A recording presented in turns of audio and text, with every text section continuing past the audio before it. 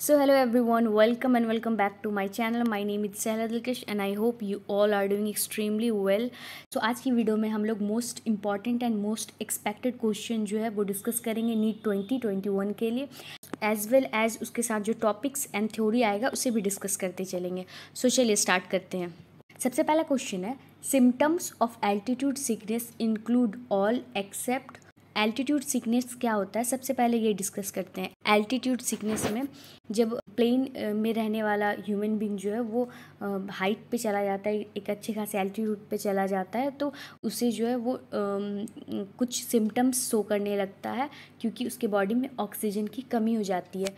सो उसमें जो सिम्टम्स आते हैं वो होता है नोजिया, फैटिग, हार्ट पैल्पिटेशंस मतलब हार्ट का इरेगुलर होना, फैटिक मतलब होता है कि थकान टाइप का होना, नोजिया मतलब वोमिटिंग की टेंडेंसी होनी, एंड हाइपरऑक्सिया.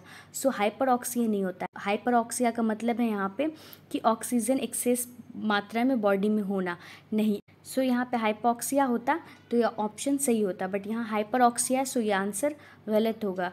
इसको छोड़ के बाकी सारा जो है वो सिम्टम्स है किसका, एल्टीट्यूड सिकनेस का. So option D is the right answer. अगला क्वेश्चन है, अगला क्वेश्चन है, adaptation is an attribute of organism that enables them to survive and reproduce in habitats. Adaptation may be morphological, option B may be physiological, option C may be behavioral, and option D all. Morphological, physiological and behavioural adaptation किस type का होता है, पहले ये discuss कर लेते हैं. Morphological adaptation वो होता है जो अपने मॉर्फोलॉजी में मतलब आउटर अपीयरेंस में चेंज करके अडेप्ट होने के लिए वो मॉर्फोलॉजिकल चेंजेस लाए, उसे हम कहते हैं मॉर्फोलॉजिकल एडेप्टेशन. जैसे कि इसका बहुत इंपॉर्टेंट एग्जाम्पल है सेक्सुअल डिसीट, जो कि ऑर्गेनिज्म एंड पॉपुलेशन के सबसे लास्ट पैराग्राफ में दिया हुआ है. इसमें क्या होता है कि ऑर्चिड जो है वो इवॉल्व करके उसका जो एक लीफ है वो फीमेल बी की तरह वो रिजेंबल करती है. सो उसको देख के बहुत सारा मेल बी जो है वो अट्रैक्ट होता है और उससे वो स्यूडो कॉपुलेट कर लेता है, जिसके वजह से उसके बॉडी में जो है पॉलिन ग्रेन्स लग जाता है और फिर वही सेम प्रोसेस वो किसी और के साथ करता है. तो इस तरीके से ऑर्चिड का जो है वो पॉलिनेशन होता है. सो ये है मॉर्फोलॉजिकल एडेप्टेशन.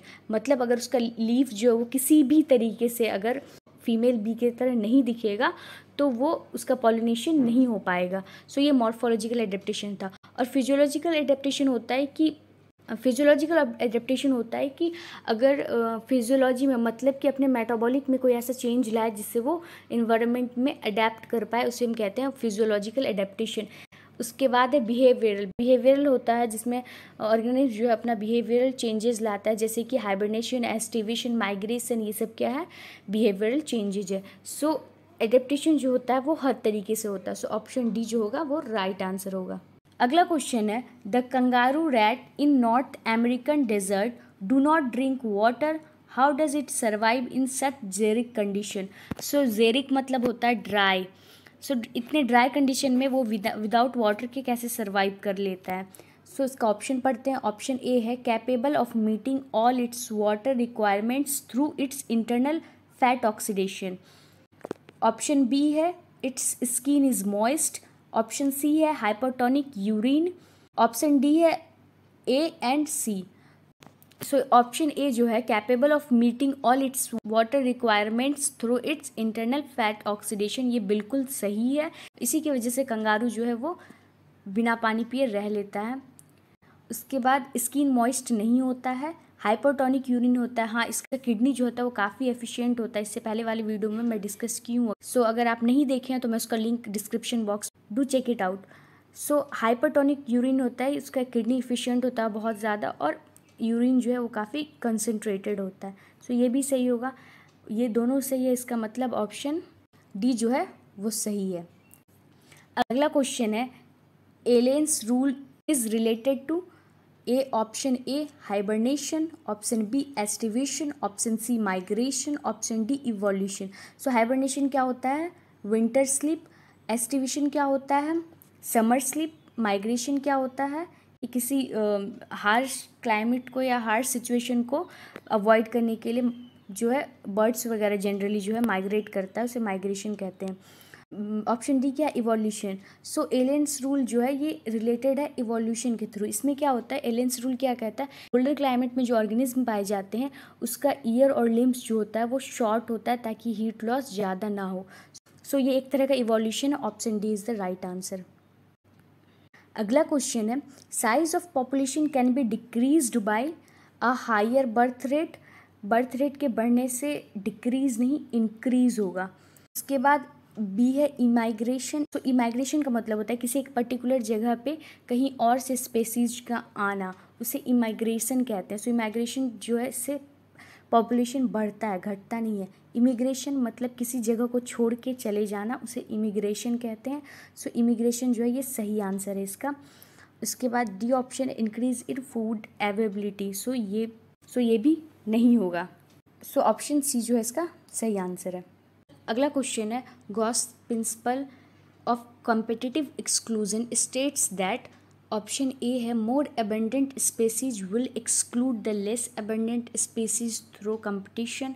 सो ये सही नहीं है ये स्टेटमेंट। ऑप्शन बी है competition for the same resources exclude species having different food preference. ये भी सही नहीं है। अगला है no two species can occupy the same niche in definitely for same limiting resources. So ये सही है।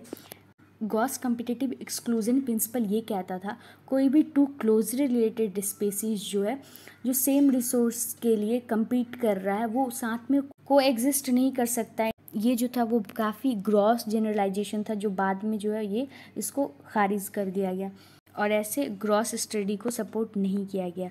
ऑप्शन सी जो है ये इसका सही आंसर है।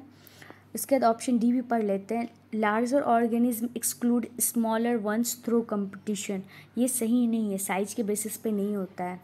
अगला क्वेश्चन है, which of the following interactions both partners are adversely affected. So ये पॉपुलेशन इंट्रैक्शन से है ये क्वेश्चन। सो पैरासिटिज्म में क्या होता है, एक जो होता है वो हार्म होता है और दूसरा जो होता है वो बेनिफिटेड होता है।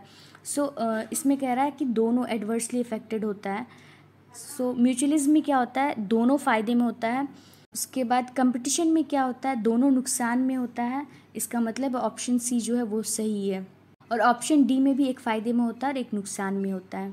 अगला क्वेश्चन है, an association of individuals of different species living in the same habitat and having functional interactions is.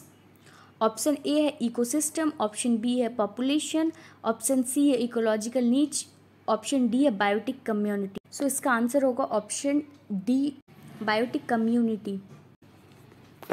अगला क्वेश्चन है, the principle of competitive exclusion was stated by. So अभी इससे पहले जो क्वेश्चन आया था उसमें डिस्कस किए थे हम लोग। सो ये कौन सा दिया है, इसका डायरेक्ट आंसर बताएंगे, इसमें एक्सप्लेन करने लायक कुछ है नहीं।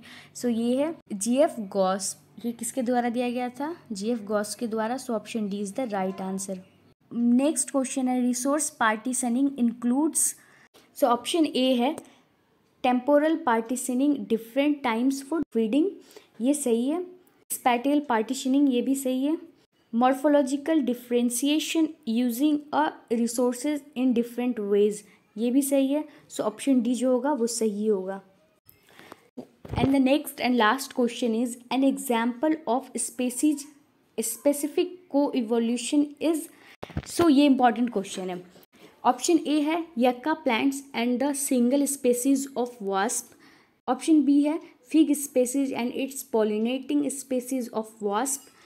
ऑप्शन सी है both A and B and option D है hydrilla and its pollinating agent. तो यक्का प्लांट जो है वो सिर्फ एक स्पेसीज ऑफ वास्प से जो है वो पॉलिनेट होता है। इसमें क्या होता है कि वास्प जो होता है वो यक्का प्लांट को पॉलिनेट करता है और बदले में यक्का प्लांट जो है उसको वास्प को जो है एग रखने के लिए एक सूटेबल प्लेस देता है। सेम वही रिलेशन है फिग स्पेसीज का और उसका पॉलिनेटिंग स्पेसीज ऑफ वास्प का। सो एक होता है म्यूचुअलिज्म और एक होता है ऑब्लिगेट म्यूचुअलिज्म। सो ए और बी जो है ना वो ऑब्लिगेट म्यूचुअलिज्म शो कर रहा है। ऑब्लिगेट म्यूचुअलिज्म का मतलब होता है कि ये एक दूसरे के बिना ये जो है सर्वाइव ही नहीं कर सकता है और ये one of the important reason है बायोडाइवर्सिटी लॉसेस का। Option C is the right answer.